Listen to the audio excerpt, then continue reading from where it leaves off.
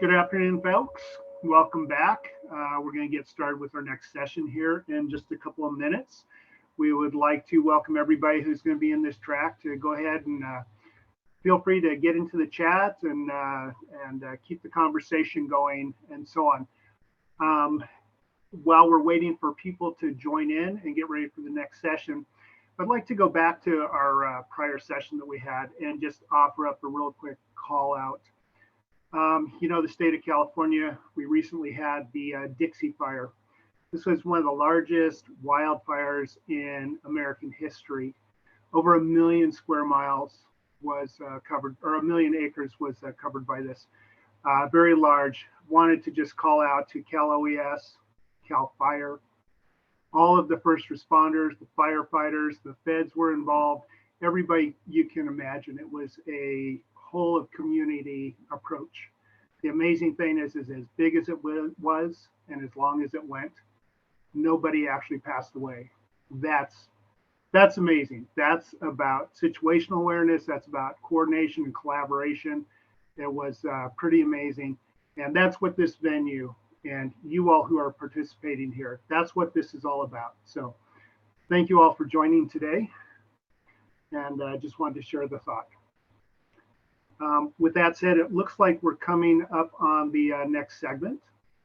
So folks, without further ado, what I'd like to do is to introduce the next session, update on the National Risk Management Center's resiliency efforts. This organization has an amazing mission portfolio.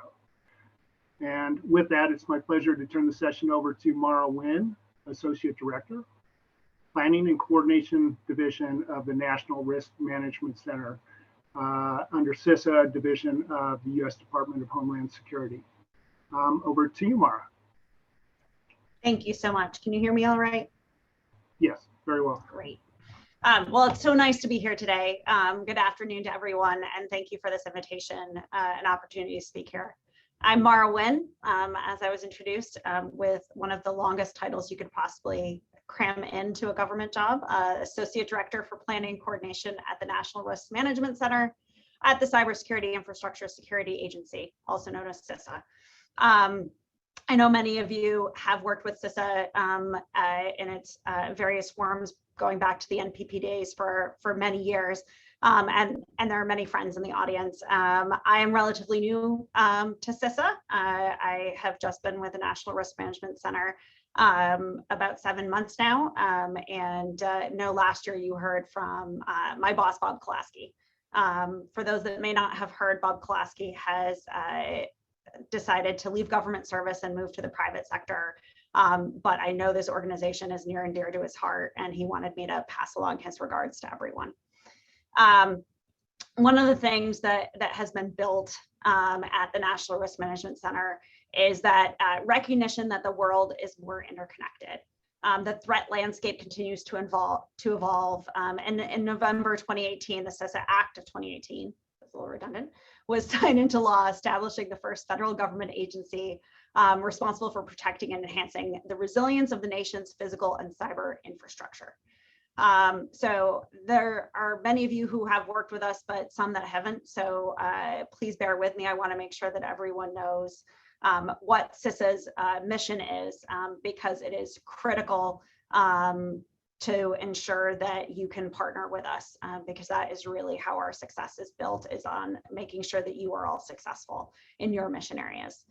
So you can think of CISA as a nation's risk coordinator. CISA's mission is leading the national effort to defend critical infrastructure against the threats of today, working with the partners of the private sector across all levels of government to secure against evolving risks of tomorrow. CISA is the pinnacle of national risk management for cyber and physical infrastructure, since no single stakeholder has all of the information necessary to detect or comprehensively manage systemic risk. CISA's information sharing and coordination role and the ability to engage policy and decision makers are essential to the success in our shared Homeland Security mission. The National Risk Management Center within CISA has a very unique role. You may notice if you stare at a CISA org chart that we are the only ones with center in our name. And that is intentional because we are different than the divisions, because the NRMC brings together government and industry to collaborate to reduce cyber and other systemic risks to the national and economic security. Through the cutting edge analytic capability and partnership frameworks, we're able to identify, analyze, prioritize, and manage the most strategic risks to our nation. This involves working with our partners such as you. We navigate complex threats, create shared awareness, and provide necessary resources to keep an organization strong and resilient, effectively through the most efficient use of our resources to support the DHS leadership, operational components, and field personnel during crises, emerging threats, and incidents impacting the nation's infrastructure. And I think there's a key phrase in here because we need to make sure that we have the efficient use of resources. You know, I was able to catch some of the end of the prior talk and the comments on the wildfires and the resource impact. You can't have sensors at every single acre. So we at the NRMC try to utilize our knowledge and data and analytic capability to make sure that we are putting the resources towards the most impactful uses of that time and energy and dollars. And we're doing that through the national critical functions.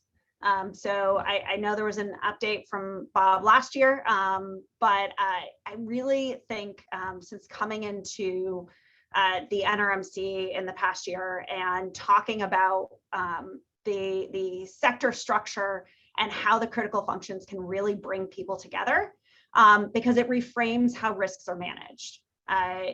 We have in many times stuck within a sector, within a specific group, and tried to deal with our risks within those entities. But really, we know we are more interconnected. The financial sector uses cloud computing, which is in the IT side. We have the cloud computing centers that rely on the electrical grid and all of those cascading impacts. And for businesses to plan their risk and manage and ensure that they have a comprehensive understanding, they need to know their interconnectedness. And that's a mission space that NRMC takes very dearly. The advent of digital technologies, the adoption of Internet of Things have transformed critical infrastructure into an interconnected ecosystem. It's more than laptops and smartphones. Critical infrastructure provides and enables critical function to the distribution of electricity, supply water, access to the internet. The benefits are indisputable. However, the consequences of an incident to other sectors and industries are also indisputable. This reality is why CISA's NRMC developed the NCF risk management framework. The NCF framework allows for a more robust prioritization of the nation's critical infrastructure and a systematic approach, to the corresponding risk management activity. It enables a richer understanding of how entities come together to produce their national critical functions and how failures in key systems, assets, components, and technologies that produce or deliver an NCF may cascade across sectors and industries. In 2019, the NRMC released a set of 55 NCFs to guide risk management in a more targeted, prioritized, and strategic manner. These are functions used or supported by the government and the private sector that are of such vital importance to the US that their disruption and corruption or dysfunction would have a debilitating effect on security, national economic security, national or public health or safety, or a combination thereof. Last year, the NRMC published the first NCF status update to inform critical infrastructure community, one of the NCF's main activities. The update included a list of NCF definitions to help guide policy and doctrine, progress on the NCF decomposition work, updates on policymaking around key critical infrastructure issues and priorities, and progress on the development of a risk architecture to enhance risk analysis capabilities. Since then, the NRMC has continued its progress to advance the NCFs. The latest NCF status update, which hopefully you guys have all seen. If not, you can download it. Update the details on the progress made over the past year in our decomposition of all 55 NCFs to the primary and secondary subfunction levels, maturing the NCF risk management framework, advancing the federal implementation of the NCF framework through the establishment of new working groups and development of the risk architecture. But really, what does this mean, right? Like that's, and I hope there are enough risk aficionados on the phone that was very exciting for them. But also, not everyone speaks that language, right? We do really need to target and make sure that we are connecting with all of those affected, the owners and operators, the risk management entities, those that hold the risk, those that utilize the risk. And we know that critical infrastructure is the underpinning that keeps confidence in our nation when the ability to proceed forward. The NRMC worked in coordination with representatives from large and small private sector organizations and the federal entities across all 16 sectors, including subject matter experts, the owners, operators, and other key stakeholders to understand the key assets, systems, and networks that contribute to each NCF. With the majority of the nation's critical infrastructure privately owned, sector expertise is necessary to understand as complete a possible picture. The systemic risk picture that consequences of threat, cyber, physical, technological, or natural, can have an operations or functions in multiple sectors. No single private or government entity has all the information necessary to manage systemic risk.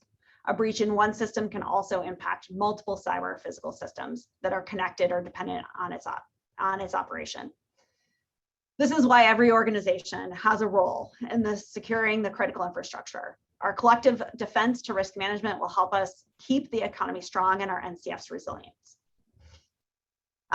So what is it that we're actually doing? Our risk management process transforms the private-public engagement into a collective action by defragmenting how the government and industry develop response and security plans, risk reduction activities, and share information to address the system-wide and cross-sector risks. Central to the NRMC's effort to identify the NCFs, it was an understanding criticality. What functions are so vital that if disrupted or sabotaged, may cause nationwide degradation? The set of functions looks beyond a static asset and sector worldview. It's less about who you are and more about what functions you produce, enable, or depend on. By identifying where key dependencies and interdependencies lie, the NRMC can analyze, prioritize, and manage the systemic risks that may have cascading impacts within and across sectors, and therefore impact multiple organizations and their operations. In year one, you may remember that we did a comprehensive mapping of the critical infrastructure sectors to the NCFs through elicitation with each of the 16 sectors. The analytic effort to better understand NCFs were completed to decompose the NCFs into their subfunctions, enabling technologies, and key personnel. This work is key to identifying the risks to specific NCFs and fundamental to the appropriate organization that expand efforts across a wider set of NCFs. The NRMC finalized the definitions for each NCF, as well as developed and refined profiles for each of the NCFs to discuss their individual risk dynamics and characteristics. The NRMC leveraged the NCF framework in response to emerging threats. Example, for Hurricane Dorian, the NCF framework is applied to understand geographical distributed impacts from the hurricane, such as outside the area of the storm. In support of COVID-19 incident response activities, which sadly are ongoing, which is why we're all virtual, the NRMC leveraged the NCFs to develop a forecast of risk to NCFs looking 60 days into the future. More recently, the NRMC continued its efforts to understand the dynamics of critical functions through the decomposition. In 2021, all 55 NCFs were decomposed, and to date, 294 primary subfunctions and 1,059 secondary subfunctions have been identified. In many instances, the NCFs have been decomposed even further. Overall, 3,319 subfunctions have been identified across all 55 NCFs. In 2020 and 2021, the NRMC leveraged the NCF framework in response to emerging threats, published NCF risk assessments for pandemic, wildfire, cyber attack, hurricanes, and other incidents. Progress towards the development of risk architecture continues. To lead the federal implementation of the NCF framework, the Federal Risk Management Working Group, FRMWG, because in government we always love good acronym, was established within the Federal Senior Leadership Council. The FRMWG is a cross-sector council composed of federal departments and agencies with a responsibility in critical infrastructure security, resilience of who will help coordinate interagency efforts regarding governance over the NCF risk management lifecycle that support the identification, prioritization, and mitigation of the systemic risks. And I think this is a key point that sometimes I hear NCFs are NRMCs, NCFs are CISAs. I want to make sure it is abundantly clear NCFs are the nations. These are the national critical functions. And therefore we develop governance structures, because while we may be doing the work to define and coordinate and bring everything together, the governance and the ownership and the understanding of how interconnected our critical infrastructure is has to be understood across all of the federal departments and agencies with responsibility on this, and then communicated and engaged with all of the critical infrastructure parties, because this is not ours, this is everyone's. To stay ahead of the evolving cyber and other risk environments, the NRMC established 6 strategic risk categories: cyber attacks, supply chain, misdis and malinformation, natural hazards and climate change, pandemics, and terrorism. This is a significant step to inform decision-making with a prioritization of systemic risk mitigation planning. And I think that's what's most critical on this, is that when you are talking about the national critical functions, it's not about the functions themselves. The functions are a representation, and they may be modified and matured as we start using them and put them into practice. They're about finding a way to make better decision-making. Decision-making always needs to mature as our world changes, as we better understand how we need to operate, and we work to fully appreciate, plan for, and work to mitigate our risks. And that is what you need to make sure that you have the worldview of. You can't put on your blinders and say, this is my area, I'm only going to look at this, because that's not what we do. That's not what any of you on this call do. That's not what I do. We take the reality of the world we're in and we do our best to accomplish that mission. And having the view and the understanding of the interconnectivity of the work, of the threats and impacts that we deal with is critical to us being able to do our jobs and making sure that we can protect the nation in the event of an incident, and hopefully mitigate things in anticipation and prevent incidents. The NRMC is responsive within CIS's authority to demand signals from the intelligence community and the broader interagency to leverage the NCF framework for national security and risk management activities. As you heard earlier, we are still a work in progress. It is not complete. All of our activities are being matured as we go, but we are getting a serious demand signal for the desire of the youth. So we are seeing that understanding of the impact and benefit of the NCFs gaining traction. So we are frantically trying to mature the capability to meet that need. And we're doing that in conjunction with the interagency and industry partners. The NRMC continues to further the breakdown of the NCFs into their constituent systems, assets, components, to characterize the NCFs more completely and work closely with the partners to validate accuracy and ensure the stakeholders' needs are met. It's not about us. We're not the ones who truly own the risk. We need to make sure that the needs of those who do are being met. And through that is expanding an understanding of the community of interests. Each national critical function, while we love our sectors, don't get me wrong, all 16 sectors are fantastic. We have to create communities of interest around the critical functions so you can have the right between sector conversation, right? The financial sector, the financial functions are not just limited to treasury and the banking industry conversations. They have an impact on the IT community's conversation. So we need to create a community of interest.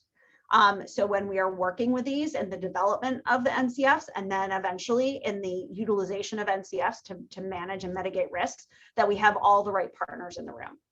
So when you hear that community of interest, it is the cross-functional partnerships, cross-sector partnerships on a function, excuse me, that we want to bring together to have those robust conversations. We are aligning the NRMC's existing and future initiatives and broad CISA programs to the NCF framework. We're furthering development of the NCF framework as a tool for operational analysis. This is something that has been very exciting with our relatively new CISA director, though it feels like she's been here a long time, is she wants better decision-making tools. She wants better understanding. So when she is trying to direct CISA's mission in space, that we have the right tools at her disposal. And she is very passionate in this area because she sees the power in the knowledge and the understanding and how it's a more comprehensive and complete understanding when you look at it through this lens. But again, as I said in the beginning, we know that we may have 55 national critical functions and the decomposition into thousands of subfunctions and assets and all of that. But where do you put your time? Where do you put your effort?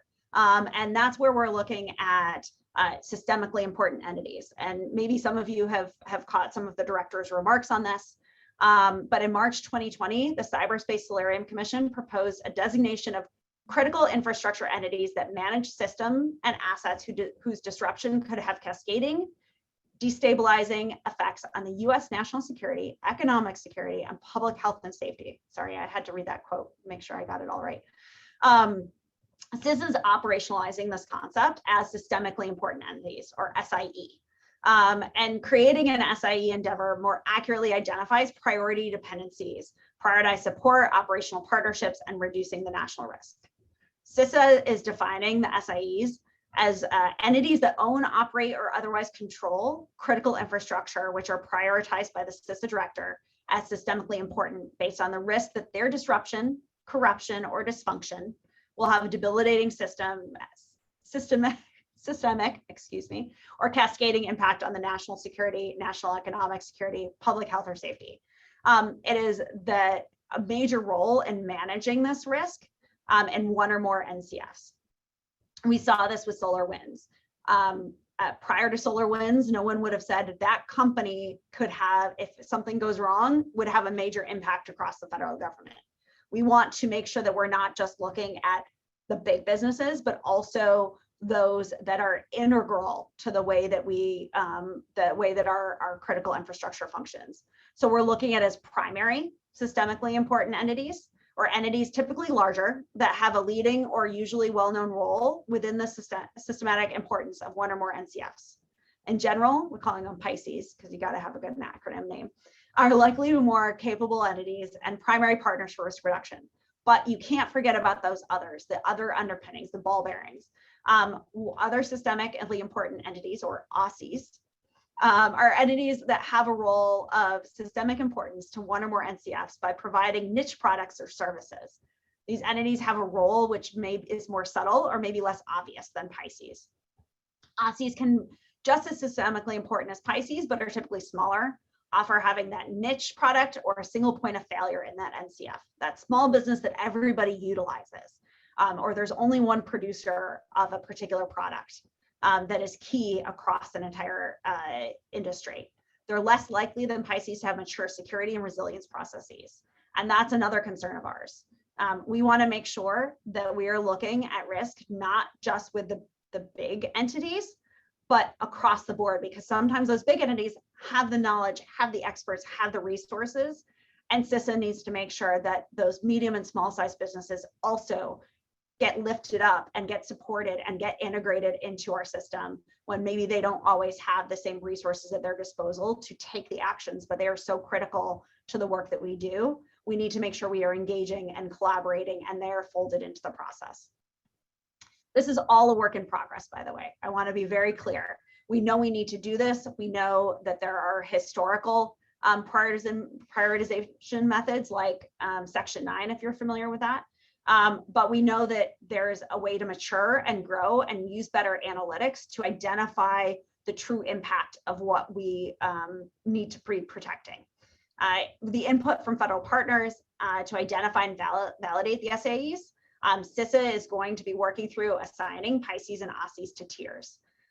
That's kind of how we're bucketing it, with conceptually with top tiers to include entities of national systemic importance based on strong evidence of meeting the criteria, and those with high systemic importance at the national level being assigned the highest tiers.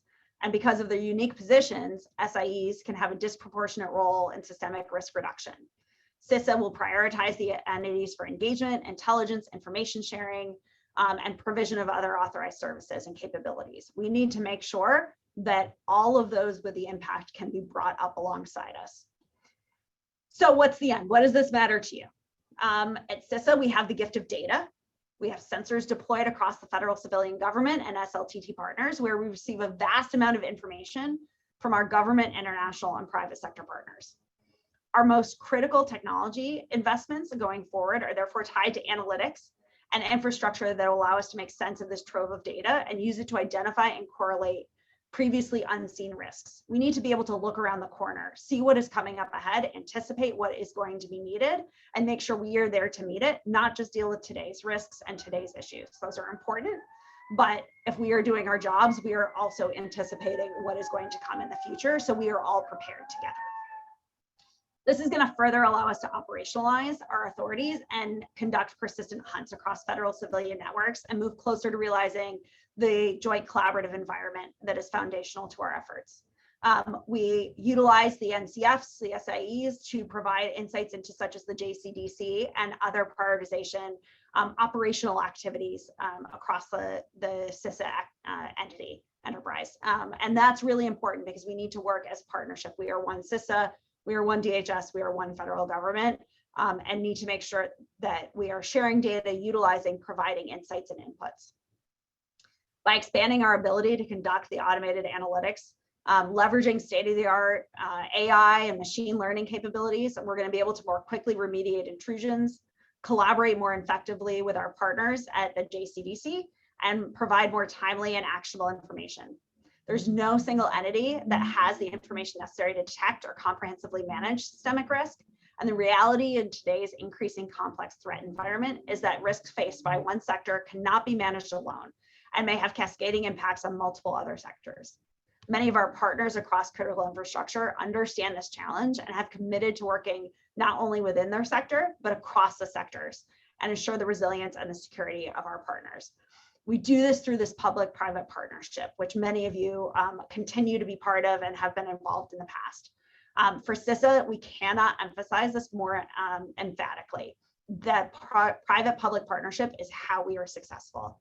As a nation's cyber and infrastructure defense agency, CISA is central to prioritizing cybersecurity as a national security imperative. We are the agency built on the foundation of collaboration, and never has collaboration mattered more. Given the threat environment we all face, cooperation, information sharing, and action across both public and private sectors is at the heart of our ultimate goal of raising our collective defense. As you know, in CISA, our mission is to lead the national effort to understand and manage cyber and physical risk to the critical national infrastructure. And as all of you know, the mission is challenging to execute with significant consequences if we fail. This mission can only be accomplished through the strong collaborative partnerships with all of our partners in industry and government. Our success relies on the continued expertise and advice from stakeholders across the cyber risk and critical infrastructure communities. And as CISA continues to build the models and share research and best practices, we want to continue to engage with stakeholders to ensure we are working together in a unified approach to reduce cyber risk. 5 years from now, I want to be able to look at our systems and feel we are more secure and more resilient as a nation, that we have truly reduced risk, and that our adversaries can't do things that they're going to fundamentally impact our economy, our national security, and our overall community well-being. Working together, I believe this can be the reality. It is more critical than ever that you all walk alongside us as we go and work to implement and integrate NCFs into the way that we do business. It helps everybody to understand their true reality of a picture. On that, I am happy to take questions and look forward to hearing from you. Terrific. Give me just a moment to get in here. Wow. So how long did you say you've been with this agency? That's 7 months. That's a pretty amazing summary of a very broad and complex mission set. Yeah, I have been around DHS a decade, but definitely CISA 7 months. So you know the backstory. So one of the questions that did come in through the Q&A was, what can national laboratories do to further support CISA and NRMC goals with NCFs and infrastructure knowledge management? Great question. We wish it was have, mine. Sorry. We do integrate with all of the national labs quite extensively. We work with them to do our decomposition work. They are our first line at how we need to break down, and then we bring that information to our partners, right? So with the national labs, they're doing the first level of decomposition. We did this with the finance sector earlier this week, where first we took it, we worked with Treasury to make sure it was a good starting block, and we brought it to the stakeholders with the national labs in the room so that we could get the direct feedback from the true practitioners. We bring it back to integrate it in. We're also utilizing a lot of the national lab skills and expertise to integrate into our decision-making tools. How do we build that? How do we integrate it in? How do we leverage SMEs that the national labs have at their disposal to make sure that NRMC is as well informed as possible? Terrific. I'm sure that's very helpful. So actually to your earlier point, Mara, so you said no one agency or group has all of the information. So if you were to look into your use case crystal ball, are there any new public-private partnerships or solutions that this all hazards community here on the line can help NRMC to mature, to support better operational decision making, or vice versa?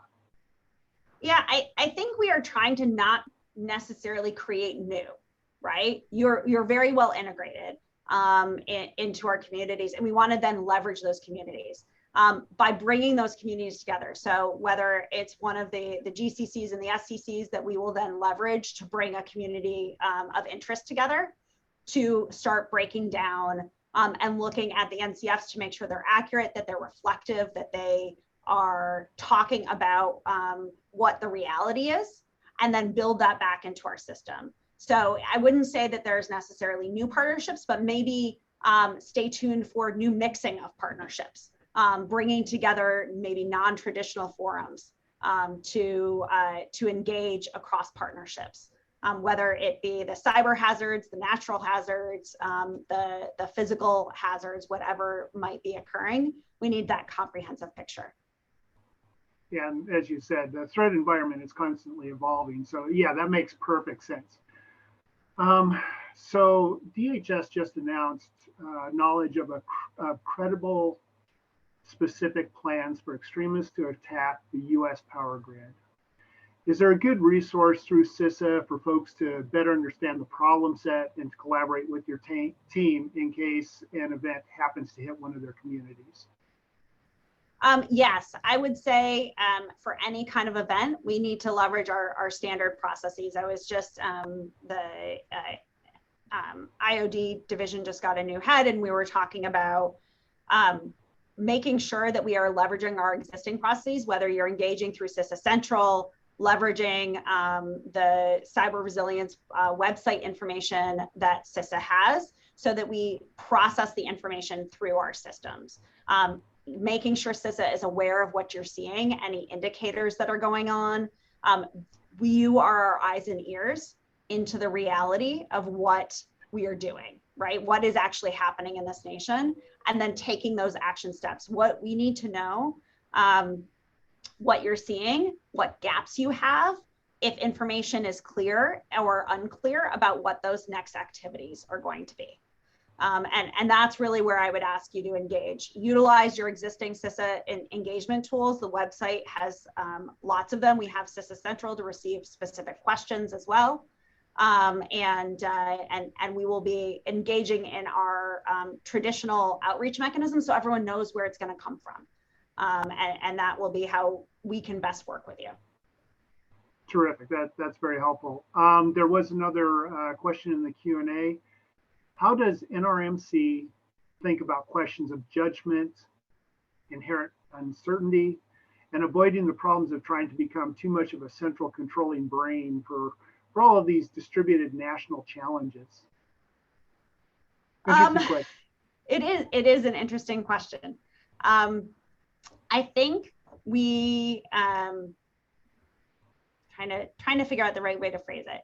I think we think about risk in the methodology of how do we create a framework to engage and allow others to make better decisions, right? So when we're looking at our risk methodology, we try and be full and transparent about the federal government's risk and where the federal government may need to direct its resources and timing, but also when we reach out to a specific company, that we can pivot and target to, this is a particular area of your concern. Here's how you can look at the data and interconnect it, because we're not going to know your systems. If we're talking about the energy sector, right? we are not the resident experts in the energy sector. We are not the sector risk management agency, but what we are is a holder of the interconnectedness. So making sure that we get to be that good partner that leverages the SRMAs and their areas of expertise and authority, and they know they have us to make sure they have a complete picture and they can anticipate what actions they need to be doing and prioritizing, working with the partners. Okay, fair enough. Thank you. And we do have another one that came through. How are the opportunities to provide feedback on these efforts being announced, i.e. the Federal Register, mailing lists, et cetera? And how can this community be notified of those opportunities to participate? Yeah, so right now with the decomposition, we are using the sector coordinating councils. So if you participate in the sector coordinating councils or the government coordinating councils, that would be that engagement. We also have lots of input from other areas that are coming in across CISA and having general input and feedback. We've not done any public announcements like Federal Register notices yet, but we are looking to have additional engagement sessions. Some of our plans got a little deterred from the pandemic setting because many of these are best done in person. But we are hoping once we have some stability in what's going on, because as I said, we are still doing a lot of the building right now, that we are going to be able to reach out to the greater community, do industry days, and garner feedback and input, right? Because this isn't any good unless it can be used. Yeah, that makes perfect sense. And then didn't you kind of change the model where you now have PSAs out on a regional basis that are out in the communities a little bit more? Maybe you could explain that just a little bit. Yes. So the regional model is not my area of expertise, so I will do my best not to butcher it. But we do have our PSAs and CSAs, and they are highly integrated. We regularly brief them on the activities that are happening in NRMC on weekly basis. And then we also actually go and do regional briefings as well to make sure they're fully up to speed. So if you are engaging with our regional partners, they have full access to us, right? And they are the first line of defense. And so we provide all of our information and engagement, and then rely on that question, and then they call us in when there's a specific topic at hand that we can be supportive in. So definitely reach out to your PSA, CSAs. They're excellent resources. The regions are really working in great collaboration with us to make sure that the latest information is available at the regional level and can get out to the resources. And I assume that also would be a really good avenue for folks to start to build that community of trust with folks where you can actually talk to them face to face and have those important, if not sensitive, conversations. Yeah, exactly. And then it's targeted towards your individual needs as well. Whereas there might be more group forums, but you might need specific information to know how to process it and take your best decisions. Okay, makes perfect sense. Thank you. Well, we actually have a few minutes left here. Maybe in the last few minutes, do you have any thoughts or specific comments that you would like to share? Maybe some advice to folks that are on the horn here as far as future engagement or anything along those lines? I would just say I'm excited for you to walk alongside us, right? Like I would love to wave my magic wand and have all of our systems robust and complete and put together so the instant you all have a question, we have information to provide. We're not there yet. It is a work in progress. But the beauty of the work in progress means that we can be engaging, we can flex as we have these risk scenarios come up, like concerns to the power grid.